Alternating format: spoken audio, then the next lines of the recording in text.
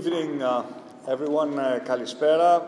Sir Ian, thank you so much for your kind words and your very warm welcome. Dame Mary, dear Anastasios, distinguished guests, ladies and gentlemen, thank you for inviting me to say a few words here tonight in this magnificent setting. I never tire of visiting this museum, and I do actually recall that 25 years ago, while I was living in London, I was literally living across the street from the Science Museum.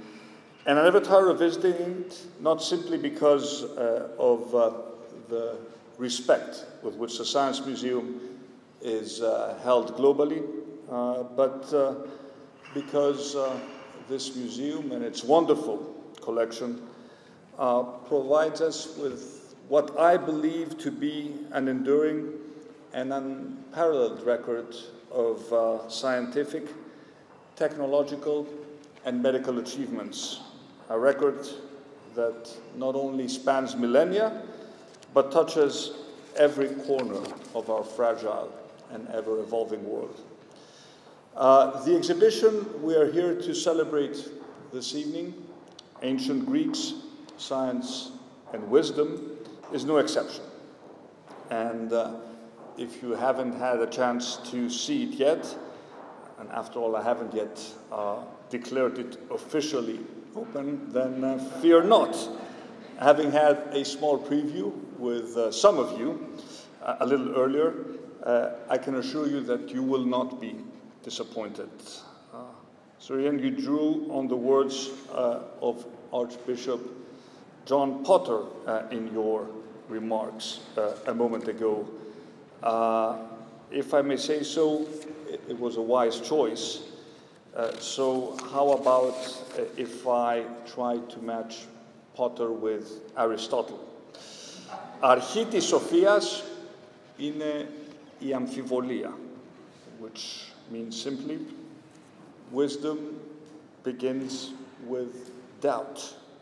In the months ahead, I hope and trust that visitors to this remarkable exhibition will gain a new appreciation for the science and innovation of our past, and learn how wisdom, through doubt, and indeed through curiosity and investigation, continues to shape the science and innovation of today. Indeed, as you will have a chance to see, Ancient Greeks, Science and Wisdom highlights how modern scientific innovation is helping to reveal more about ancient Greece, more than we ever knew before, allowing us in the process to travel back through time to an ancient civilization where some of the technologies developed in classical Greece appear much more advanced than we ever previously thought. Now, ladies and gentlemen, I suspect it may not have escaped your notice that the United Kingdom is no longer a member of the European Union. Don't worry, this is not the moment for you to panic and think, oh no, where is he going with this?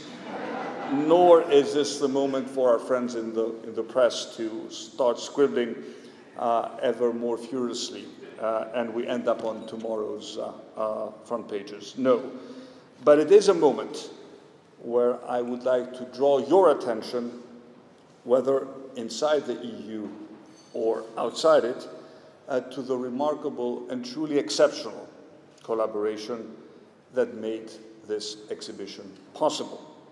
Not only does it form part of the UK-Greece Cultural Programme, marking this, the bicentenary year of the beginning of Greece's War of Independence, but it also features the loan of numerous exhibits from across Europe. And we wouldn't be here tonight celebrating this important exhibition without the generous support and collaboration of not just Greek museums, academics, and philanthropists, but also a host of other European museums across France, Germany, Austria, and the UK, and a number of other generous benefactors. I would like to thank them all personally. And I also hope that Ancient Greek Science and Wisdom and its associated events program will reinforce for the UK audience the strong and enduring link that exists between the United Kingdom and Greece. Ladies and gentlemen, it is with that shared history and that spirit of cooperation and collaboration in mind that I have approached discussion this week on the future of what you in the UK know as the Elgin marbles and what we in Greece know as the Parthenon sculptures. I believe it is time we took a bold step towards opening a new dialogue between Athens and London on this topic.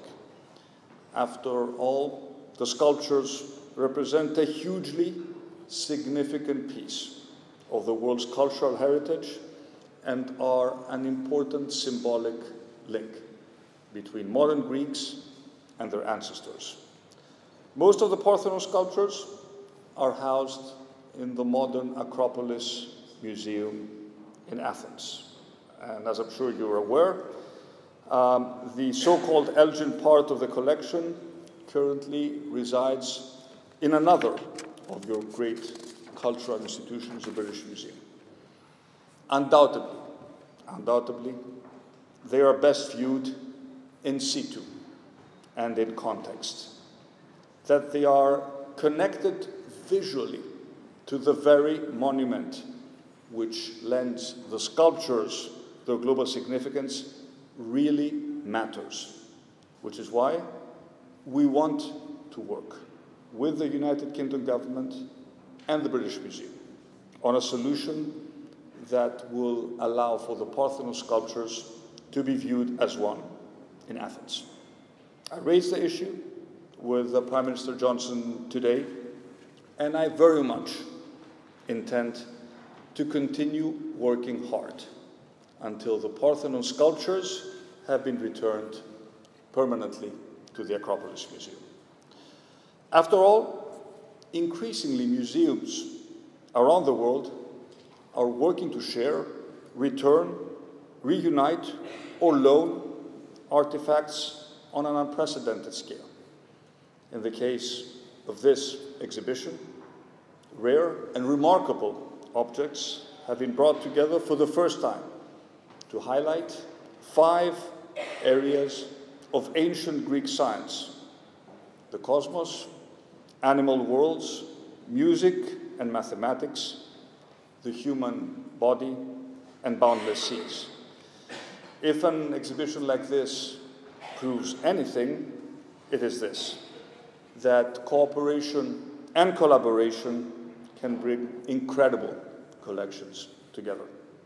And my hope is that by pooling and sharing those collections and by utilizing new technology, as you have admirably done, we can begin to widen public access and understanding of the scientific, historical, and cultural treasures we hold so dear. Only last week in ancient Olympia, I saw how another unique collaboration, this time between the Greek Ministry of Culture and Microsoft, is harnessing the power of artificial intelligence and augmented reality technologies. Ancient Olympia, Common Grounds, is utilizing cutting-edge technology to open up a completely new way of experiencing what our cultural heritage is all about. And this exhibition is doing exactly the same, highlighting innovation in order to deliver a new frontier in the preservation of our ancient heritage. Let me conclude by offering this brief thought. We touched upon the importance of the Parthenon marbles for the Greek people. But what of the building itself?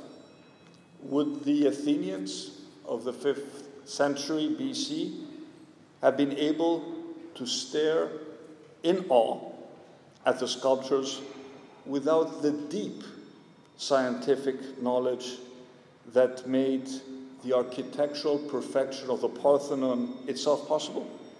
I think not.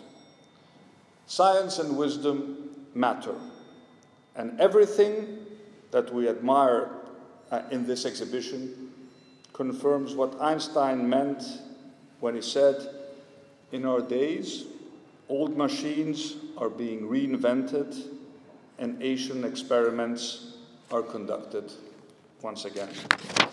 Ladies and gentlemen, thank you for listening. Thank you to all the donors, the foundations who made this incredible exhibition possible, and it is my great pleasure to officially declare Ancient Greeks, Science and Wisdom open for the public.